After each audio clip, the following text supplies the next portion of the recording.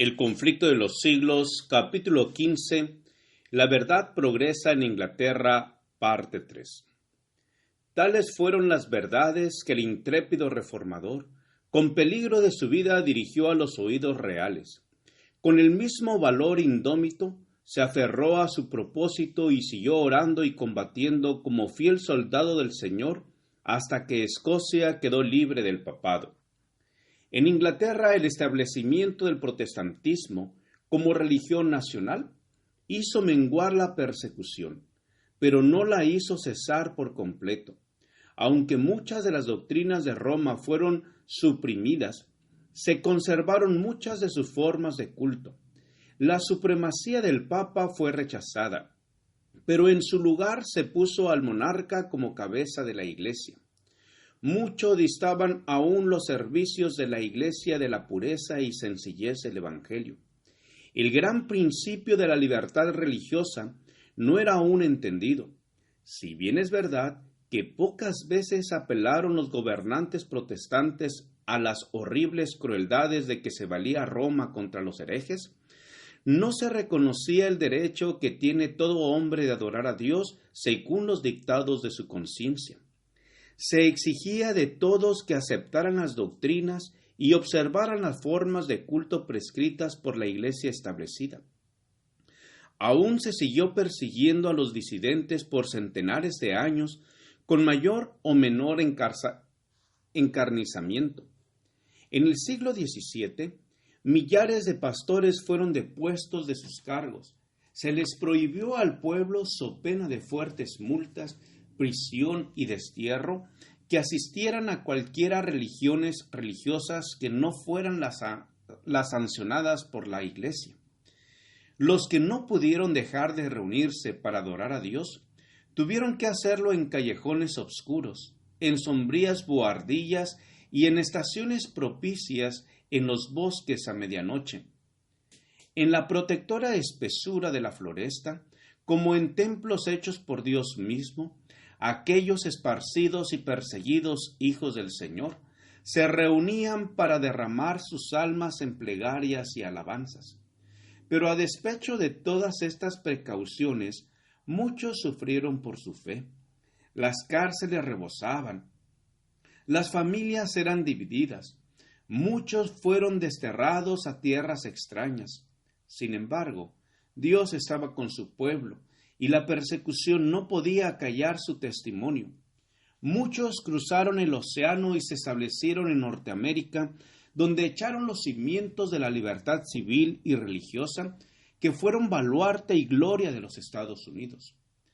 Otra vez, como en los tiempos apostólicos, la persecución contribuyó al progreso del Evangelio. En una asquerosa mazmorra atestada de reos y libertinos, Juan Boyan respiró el verdadero ambiente del cielo y escribió su maravillosa alegoría del viaje del peregrino de la ciudad de destrucción a la ciudad celestial.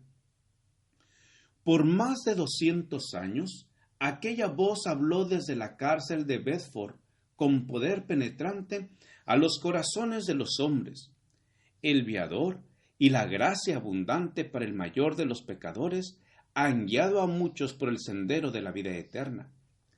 Baxter, Flavel, Alleyne y otros hombres de talento, de educación y de profunda experiencia cristiana, se mantuvieron firmes defendiendo valientemente la fe que en otro tiempo fuera entregada a los santos. La obra que ellos hicieron y que fue proscrita y anatemizada por los reyes de este mundo es imperecedera. La fuente de la vida y el método de la gracia de Flavel enseñaron a millares el modo de confiar al Señor la custodia de sus almas. El pastor reformado de Baxter fue una verdadera bendición para muchos que deseaban un avivamiento de la obra de Dios, y su descanso eterno de los santos cumplió su misión de llevar almas al descanso que queda para el pueblo de Dios. 100 años más tarde, en tiempos de tinieblas espirituales, aparecieron Whitefield y los Wesley como portadores de la luz de Dios. Bajo el régimen de la Iglesia establecida, El pueblo de Inglaterra había llegado a un estado tal de decadencia que apenas podía distinguirse del paganismo.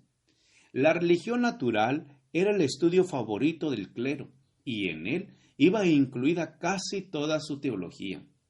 La aristocracia hacía escarnio de la piedad y se jactaba de estar por sobre todo lo que llamaba su fanatismo.